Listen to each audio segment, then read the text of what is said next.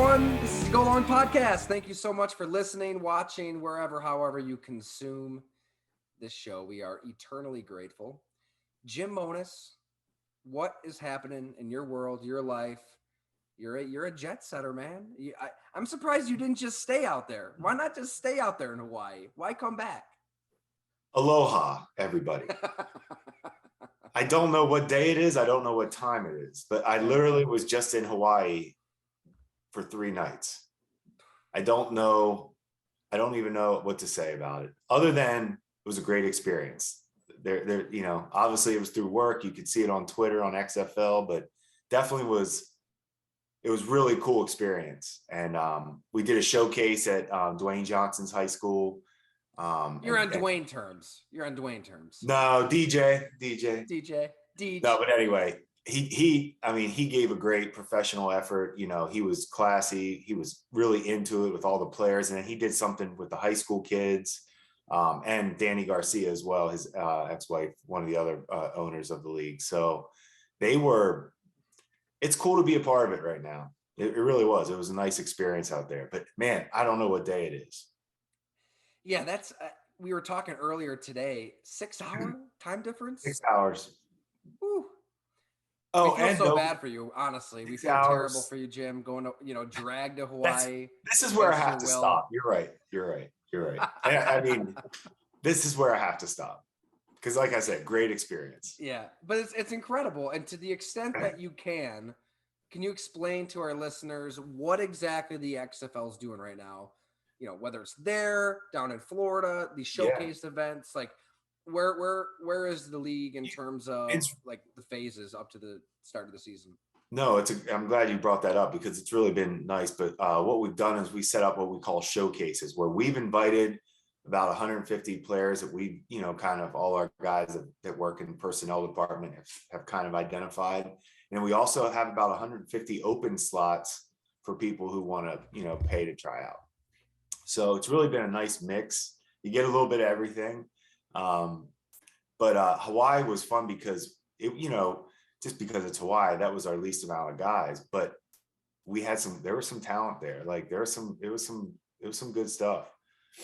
And to see their high school, like to picture going to high school, like in the middle of downtown Honolulu, like it's crazy to think that that's where you grow up. Yeah, we might need to take a go-long trip out to Hawaii when the Pro Bowl's back there. Just duty calls. No, Sorry, honey. Well, no sports gambling though, so no gambling. Not out there. Ooh, I like it. Cracking down on the debauchery. I am so fascinated by the league, though. We've talked about it. I mean, obviously, knowing you, a little biased, but I genuinely think everything's on the right track. I think that there's so much going for this league and not even an alternative. What do you want to call it? An alternative, a supplement, just more football when there needs to be more real football with good coaching. That's good, great stories. There's going to be stories to tell. That's what's going to be. That's where we want to get to. Like, to be able to tell these, people what they're doing. This is a way for them to continue to play football for their career. Other than if they have a full-time job or a part-time job, they do this, for 6-7 months out of the year. So that's kind of the goal of it. Not everybody's going to make the NFL. They know that. We know that. But like you said, hopefully there is a market for people to extend playing football as a career. Great TV contract. Yeah. Big names. Yeah. The biggest name behind the league in The Rock. I mean, I can't think of a bigger name than that. No, he was into it. I mean, he was. Is he? It was good to see those. It's a production. I mean, they're filming too. They're doing some good things. So the XFL Twitter and the XFL website, top notch too right now. So everybody can follow all the news there. It definitely keeps everybody updated. So the NFL has entered the doldrums on the calendar. Not a lot happening. I think teams hope that there's not a lot happening. I can still remember being on the Packers beat, the Bills beat, that last day of mini camp. You'd get Mike McCarthy or Rex Ryan, what have you, at the podium. Just you can kind of see that look like God, I hope nobody does anything stupid the next month. Like, if you're a team, you're just hoping for no arrests, no headlines, everybody go on vacation with your families and just be in the dark until training camp. It really is like, you just don't want to, like, because you hit this point now when you're in personnel coaching where you don't want to see anybody that you work with show up on your phone calling you, because this is everybody's time to go do what you have to do, be around whoever you need to be around, decompress, get ready. But Kiko Alonso, I always remember that call from Doug. I was at the beach. Jog our memories on that one. Yeah, I think it was his knee injury in the off season, just working out. That's right. Yeah. So, you know what I'm saying? Those are the calls, like, you're like, when you see Doug call, like, Whaley's name popping up, I'm like, oh, this has to be. Right, because there's no good news coming in that situation. No, that's what could possibly be the good news? That's what I'm saying. You don't want to know.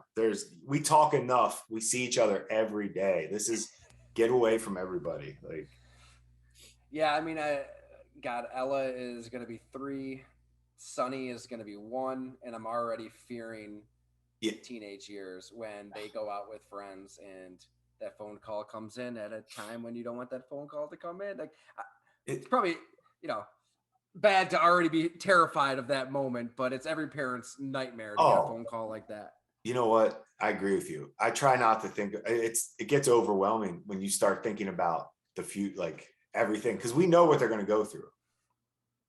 Like, we all know what they're in for. We all know. It's almost like, good luck. I hope it works. So I thought that on the podcast leading up to the start of training camp, and we've got some great plans for training camp that we'll fill everybody in on when the time is right. But until then, let's look at individual players. I think last year at this time, we kind of went division by division, and we had some great guests on that were awesome. I mean, I want to get Chris Sims back on. It was right around now. That was fun. Yeah, I've been texting him. He's been busy with his top 40. And did you see the quarterback coach combo, like who'd beat the hell out of you in a back alley brawl ranking? I didn't see that. That I don't like rankings. That was really good. I mean, I disagreed with a lot that was on there, but it was interesting. Who did the ranking? Sims. Oh, Sims did? Yeah. He had Mike McDaniel and Tua Tagovailoa dead last, and Tua's trainer, who I know pretty well, Nick Hicks, chimed in and said, "Hey, you do not know Tua," and like his people and I can see that, right? That Samoan heritage. Well, yeah. Woo. I wouldn't want to cross Tua. I bet there's a nasty side there. Yeah, that's usually not. Toughness isn't anything you question. No. I remember, Juju Smith-Schuster, everybody knows him for the TikToks and, all the social media, dancing on the logo.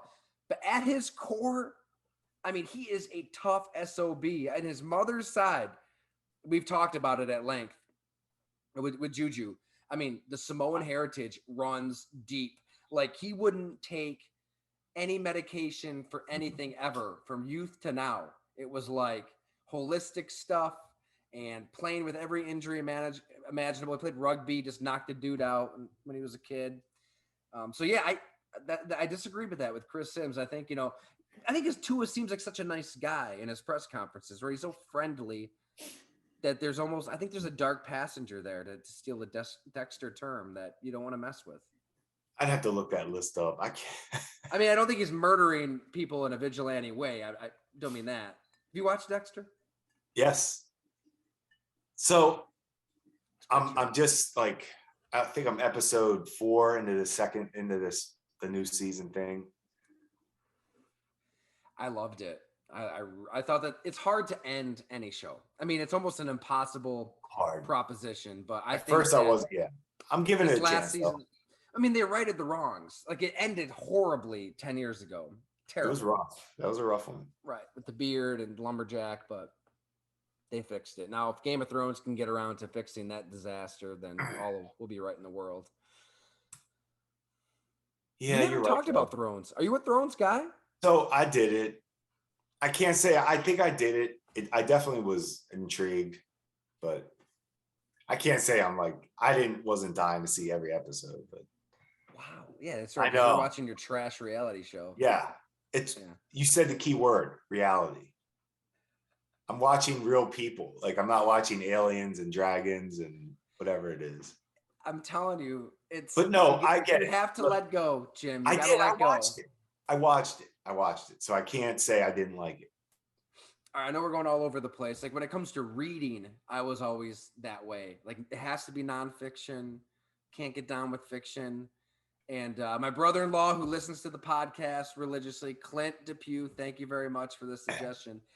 I said, man, I got to get into some fiction, and audiobooks are just great. Obviously, if you're mowing the lawn, doing whatever outside, driving Yeah. around. Yeah. I just want to recommend to everybody listening, The Sun by Philip Meyer. Fantastic audiobook listen. Okay. But a family, in Texas, 3 generations, kind of jumps chapter to chapter, a lot of murder.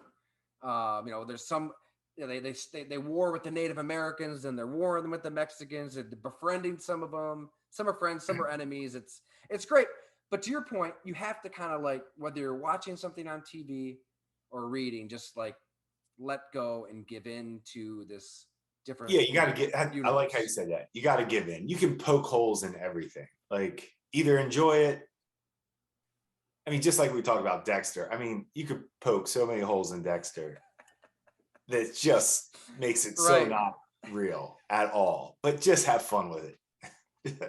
But that was the problem with the last season, really the last 2 seasons of Game of Thrones, because it sounds so stupid. Because to your point, yeah, there's dragons and there's just I'm a little, yeah. But like they make you buy in. Yes. Everybody bought into that world, and then at the end, it became unrealistic because the characters were doing things very rapidly in their development as characters. If that makes any sense, right? Like Khaleesi isn't all of a sudden going to be this tyrant in a span of 2 episodes when she's loving and hugging and this, champion of humanity. So yeah, that's when they just went out the deep But end. you sink yourself into it. And then plus you had a Starbucks cup just sitting there. Like you pour multi-millions, billions of dollars into this show and you forget to remove the Starbucks cup. That is one of the best. That is an underrated story. That doesn't happen. Awful. All right, what the hell were we talking about? Yeah, all right, players. We went Key on. Players for the 2022 season. Guys that we're not talking enough about. So last year we did a lot of team, like division by division. This year, let's talk about individual players that maybe, NFL Network, ESPN, SI, the mainstream, or I don't have the time to dig into a little bit. We'll try to on this podcast. And guys we're familiar with. So we're going to have a story up. If you haven't read it already, golongtee.com. On a guy who's come up a few times on this podcast, Jim. Sammy Watkins. 2014, first round, 4th overall, correct? Traded up. Correct. You're the director of personnel. So you guys, you and Doug, Whaley, Doug Marone, the whole gang, select Sammy Watkins. And here he is, year 9, still playing, 5th team. And I think he really could be the difference for the Green Bay Packers. I don't think that's too hyperbolic. They need somebody at receiver to be a game changer, to stretch a defense. You've got Alan Lazard, 8 touchdowns on 40 catches last year. He's solid. He's going to block. He'll catch what's thrown to him. Christian Watson, I mean, he could be good, 2nd-round pick, North Dakota State. But they didn't even really throw a lot in college, and it's North Dakota State, right? I mean, to ask him to be a number 1 guy right now is a little much. Right. He could be good, but I mean, and rookie receivers for Aaron Rodgers historically don't really do anything. It's just hard to get on his level. Juwan Winfrey is the wild card. We had the story up. We're going to get him on the podcast hopefully soon. He has practiced with Aaron Rodgers for a couple of years. And, he's always had something to deal with, from Maryland to getting booted to JUCO to Colorado to injuries, but to Denver, who knows what happens there. But Sammy Watkins has proven, like we've seen it. He burns Richard Sherman in the Super Bowl. You go back and you watch even some of his games with Baltimore, and as we know, Greg Roman's offense, not exactly wide receiver friendly. Lamar Jackson, not exactly a pinpoint accurate type of quarterback, that's going to beat you from the pocket. He still had some moments. I mean, he had this catch over his shoulder against the Raiders that comes to mind. He juked out Patrick Surtain II, a rookie star for Denver. He's good too. You're right. I think there's still some pop. There's still some athleticism. There's still something to his game. And we'll get into it here on this episode. But all that other stuff, that he goes through mentally and what he's overcome. Yeah. How bad it got in Buffalo. The fact that he overcame all of that to get to this point, that to me is invaluable. Like, I don't know how you quantify it, but it means something to your locker room. Yeah, it's hard for me to think about how much injuries played a part in his career and Sammy's career being what it is. I mean, it really was true. I mean, his foot was not good with us, and it's never been right. He doesn't look the same to me. He looks good to me though. Like when you see him, he does look good. That one catch he didn't make, Lamar made a beautiful throw. It was a Sunday night game. Remember, they questioned if he was worried about hitting the goalpost. And did he really track that one? Here's one thing that I used to say frustrated me with Sammy a little bit. And I'm not saying it may be due to his injury, but I never felt like he made that unbelievable wow play consistently enough. Like where you see them, like the Mike Evans and the Odells from that same draft class, where they make game-changing and Sammy has it in him, but I think through the injuries, it's taken away his ability to really make game-changing type catches with explosion in the air, if that makes sense. He was never a great leaper. Sammy wasn't like a great vertical guy coming out of college. Like his vertical was very average for a guy who could run 4.3. He's very, but his route running was so good. His hands, I mean, if you can remember the way he just naturally would always just snatch, it was so easy for him. Late hands, boom. I just love everything about him as a receiver. I think it'd be a great story for sure if he was a part of Green Bay's, run to the Super Bowl. Well, the injuries are number one. Number one. The foot was. It's a really scary thing. Yeah. But then you also have broken ribs, a hip tear, a glute injury, a hamstring, a calf, all in just Buffalo. So it adds to what your whole story was with him. Like it adds to, I mean, that's his career. He's getting all these injuries. And so I'll have the link here on the podcast wherever you're listening if you missed the story. But we caught up several times over the years. Actually, the first time we met, and like me and you, we didn't really know each other that well then. But that 2015 season, the first time I met Sammy Watkins is when he demanded the ball 10 times a game in the corner of the locker room and said that, you guys were making him look bad. He was looking bad. Like, why don't we make both of ourselves look good and just get me the dang ball, basically. It was great. He was honest. He was correct. I could tell Tyrod started chucking it up to him and statistically, it's the best season of his career, 2015. There was a lot of people agreeing with him on that, Yeah. There wasn't it was just unfortunate that it couldn't ever be consistent like that. But yes, he wasn't alone. Like we all wanted him to get more opportunities. But definitely, I didn't know. Nobody knew in the media. The fans didn't know. And even you guys didn't know. No, we didn't know. In the front office. I don't think the coaching staff knew, and I don't think the players knew. Is that as things were going south, he is drinking every night, partying every night on Chippewa Street, just blowing through his $12.8 million signing bonus. Like when I tell you, we talk about getting wasted, as he said. Like the coaches know everything that's going on with all their players talk, whatever. I mean, we would have known something. Hey, the receiver coach he's going through something right now. Like he's really struggling with something. Sanjay Law. Yeah, I mean, Sanjay was like, I mean, I think he's he's one of the better coaches. He was very like into He's his players' fantastic. mental state. He's very into that. Um, that it didn't come up. I think Like, he it's hit it really crazy to well. me to think, I like, heard him. He was really tight with Caleb Holly yeah, on the depths of the receiver, on the depth chart. So he gets to let go, and I think that didn't help. no, it And added to, yeah.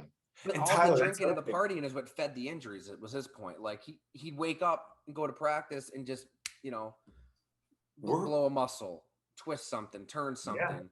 And there's something to that. I mean, Rob Gronkowski in our tight ends book, people will read, he had to dial back his partying. Like there's a reason you didn't see him going viral like on the latter part of his career because he could feel the effects of it the next day. that's funny. We've all been there, right? we've Yeah, oh we've no, all been a little groggy that next day after.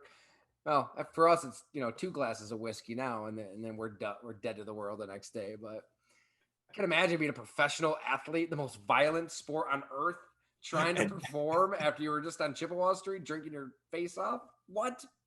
mm, it's crazy too. Like, we know, like, I mean, a lot of the bar restaurants, like, you know, Doug and I know a lot of those guys, the owners of those places, and I mean, they would tell us when certain guys were like not, not in a bad way or anything. They just say, hey, he's here a lot or whatever. We'll see him a lot. He was acting a fool, whatever.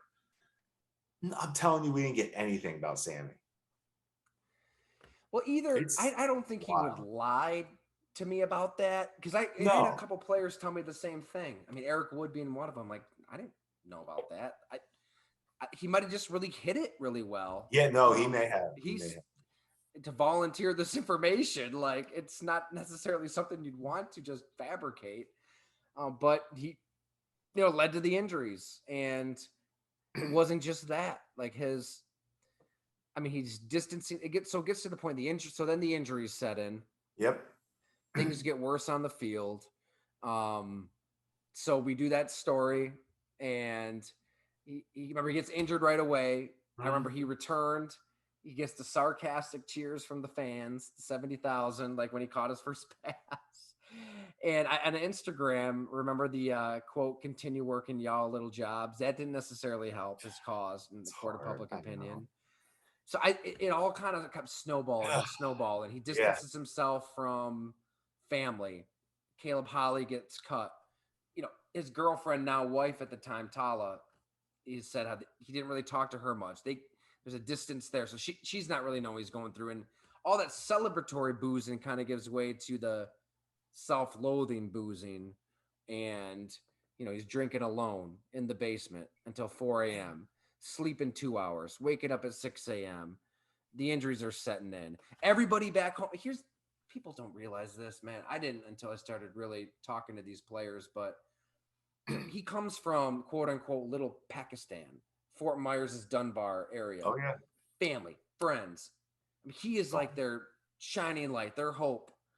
And I think all that weighs on him. And all of a sudden, boom, his brother, Jari McMillan, who he's especially close to, gets wrapped up in this RICO investigation, as well as, like, as he said, quote, half my family, family, friends, are tied up in this huge investigation. It goes to trial. Like, Jari is living with him, gets taken back to Florida.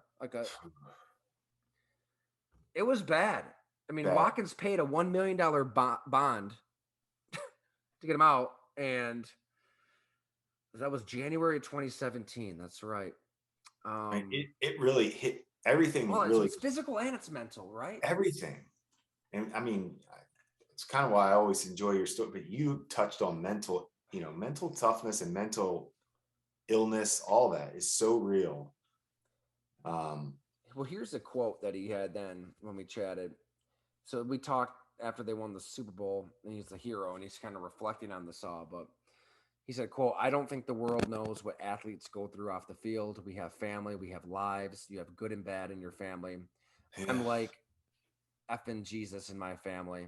I was putting family before football. I wasn't focused on football. I was like, F football. I'm going to say F. I have to figure out how I'm going to put my family in a position to be successful or not to get killed or not to get in a situation where they can go to jail. I mean, hopefully people read the story. I mean, he told so many different stories, like, going out in clubs in Orlando and somebody's watching him, trailing him. Brutal. I mean, he wanted to retire. He wanted to go just leave the game, quit, done, finished.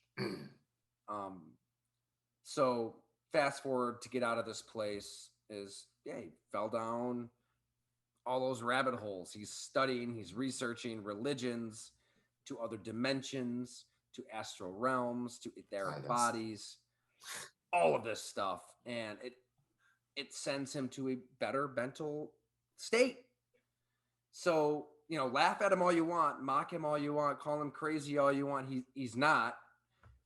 I can tell you, he's a genuinely wholesome, happy, at peace husband, son, father right now. I mean, everything he's kind of gone through, I think, is also what kind of makes him maybe that player that the Packers need. I'm telling you, that hump.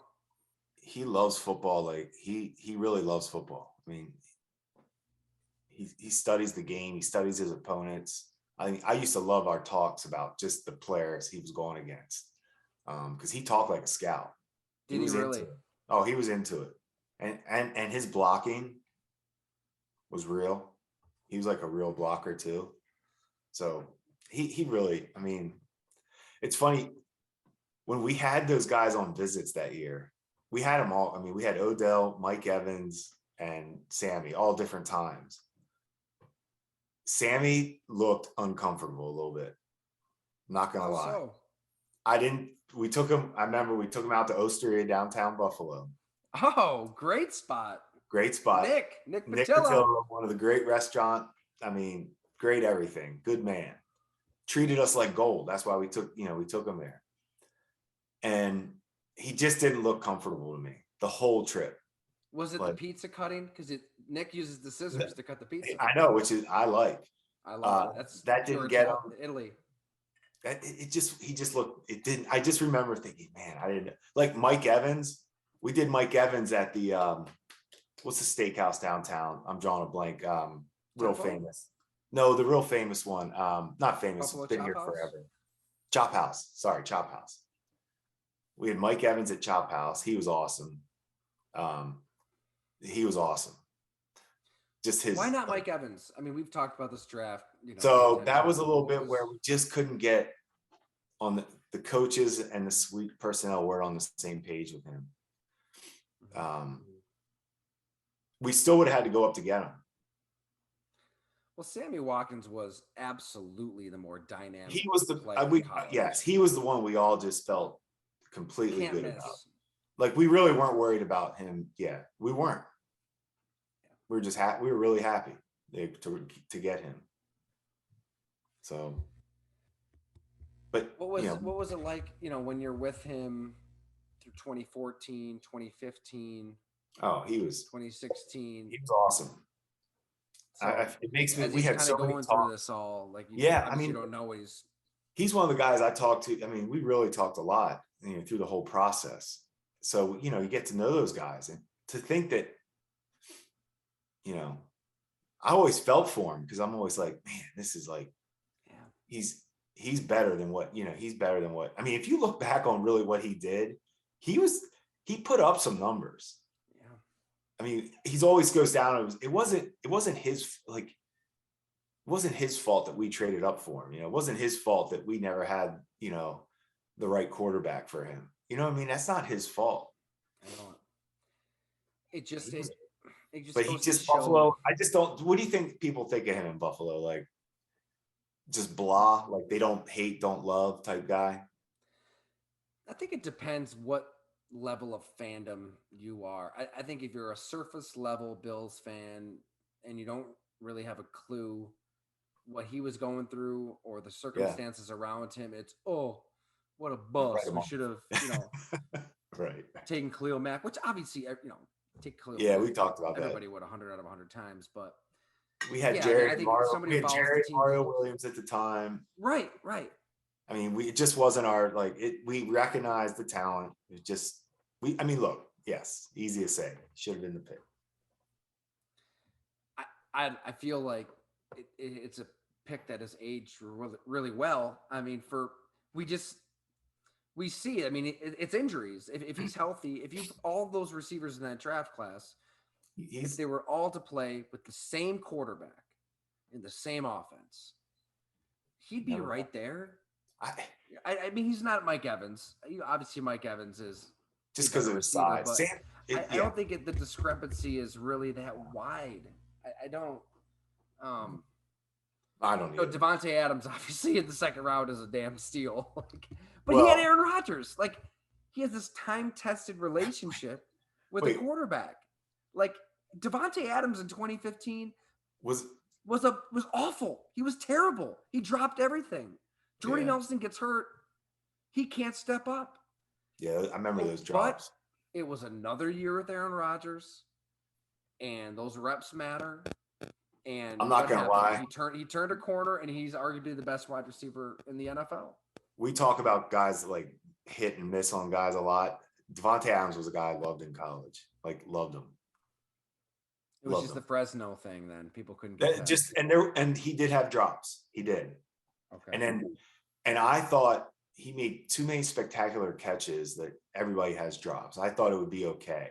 And then that first year when he was dropping the ball, I was like, whew. I was like, man, I guess I missed.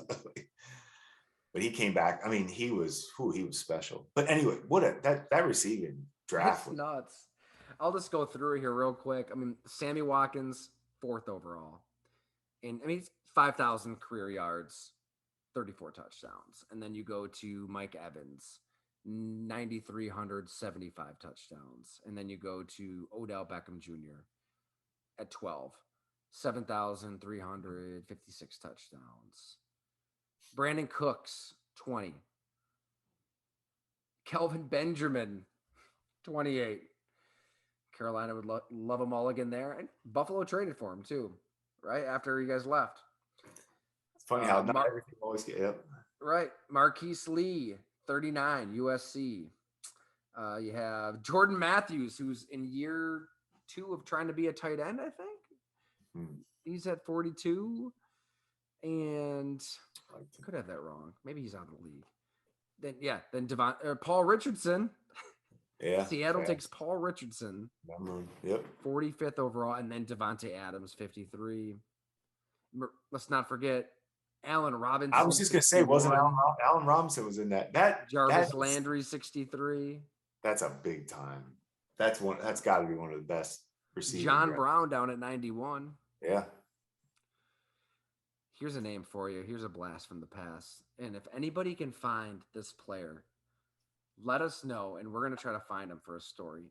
Dree Archer, 97. Oh, and that that's insane a great call. 40.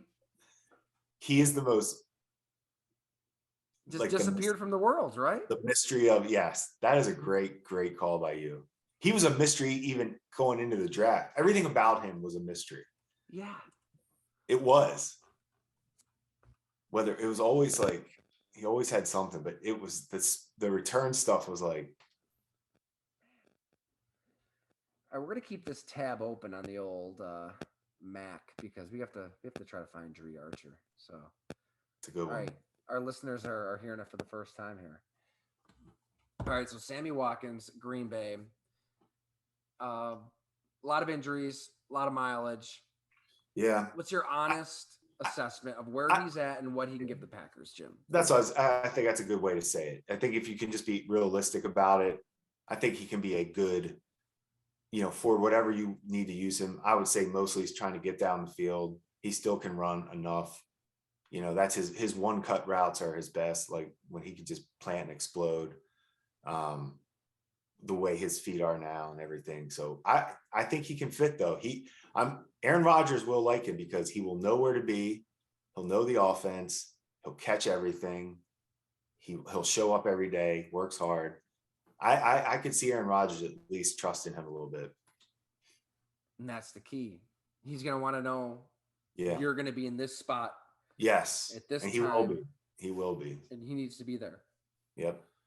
Can you even though he's a veteran, he hasn't played with Aaron Rodgers. Like, can you pick that up this quickly? I think Especially, so. OTAs. I mean, Aaron Rodgers just skipping out on OTAs.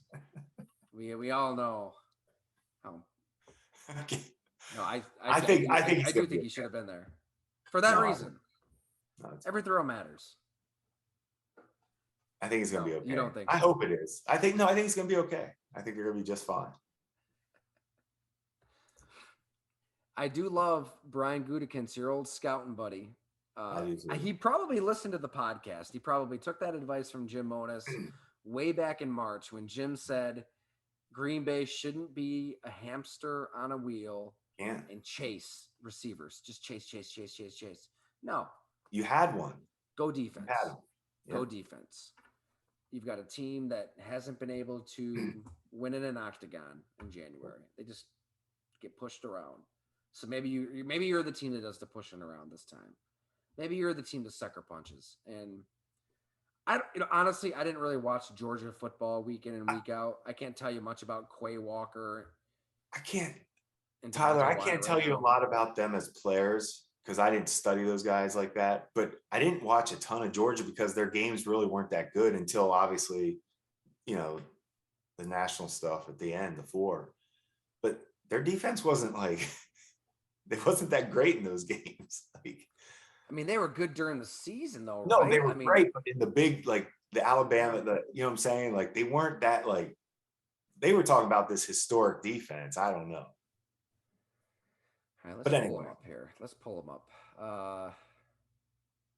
Yeah, But I like that they did that. I like they're trying to if that's who they valued. That's what I know of. I can see Gutekunst being like that. Rodgers is going to make everything okay on offense. He will. That's what you've said. He should. He's a 4-time MVP. You're paying him all that money. No, he should. It's a lot of money. So, yeah, right. It should be enough. Should we, when the season starts this year, should we do should we keep track of how many times we actually talk about Mahomes, Allen, Rodgers? I feel like we haven't talked about Mahomes a lot lately. I think it's time to ramp that up. Got to ramp up the Mahomes talk. We really should. Well, we mentioned it when we were talking earlier today.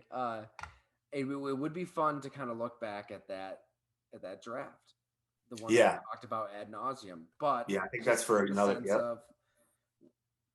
I still think you take Patrick Mahomes there because I think he's the best player in the sport, and it's not even close. And he's going to prove it this year. No Tyreek Hill, he'll be fine. I'd still take Mahomes, but now it's an argument worth having. Are you better off with what exactly happened? Trading down, handing the future regime that gift of a future first, and taking Tre'Davious White. And then especially where we took Tre'Davious. That was late first round. Late. When you easily could have taken Zay Jones there. Still playing. Oh my gosh, can you imagine?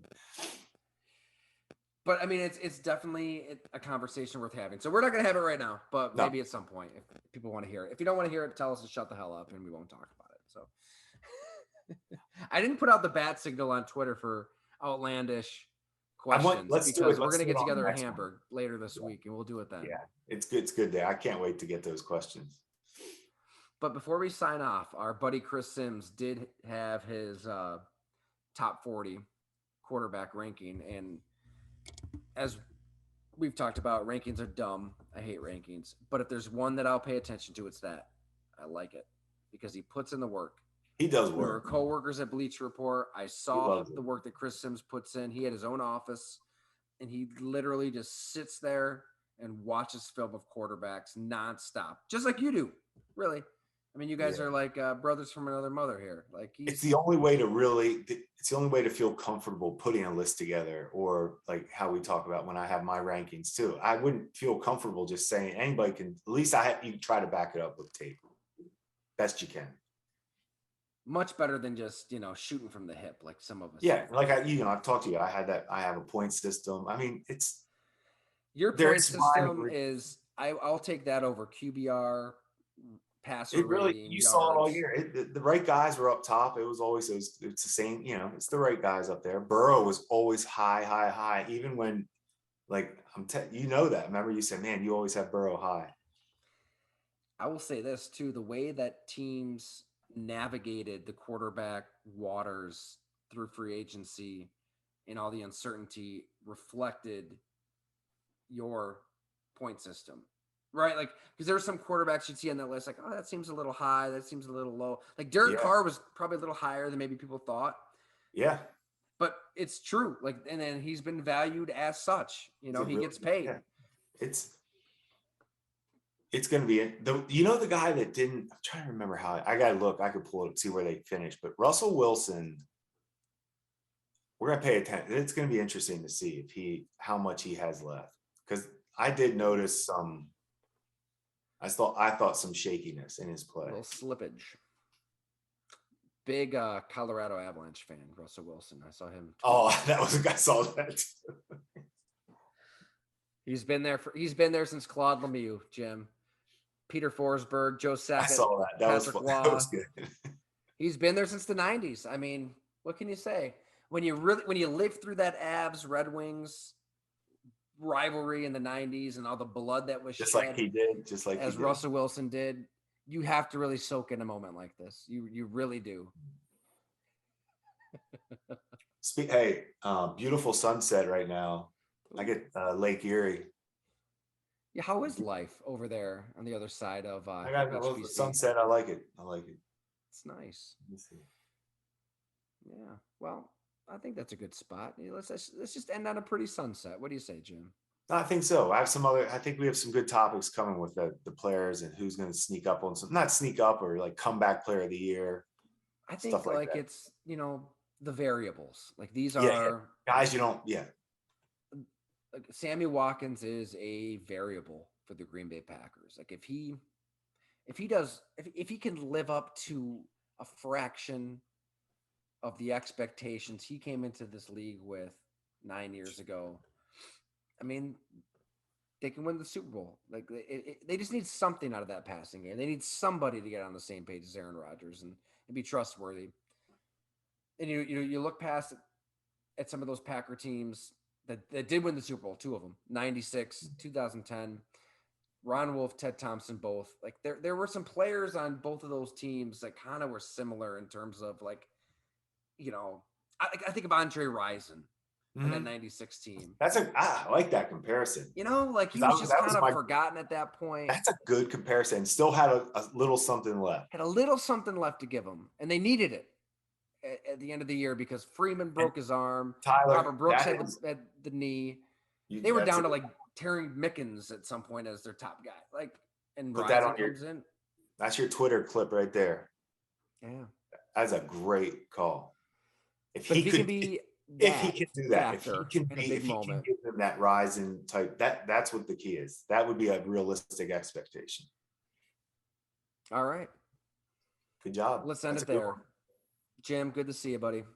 We'll do it again soon. In the flesh, Thursday. I don't want to tease our guest yet because we definitely have to double check that we're good to go there.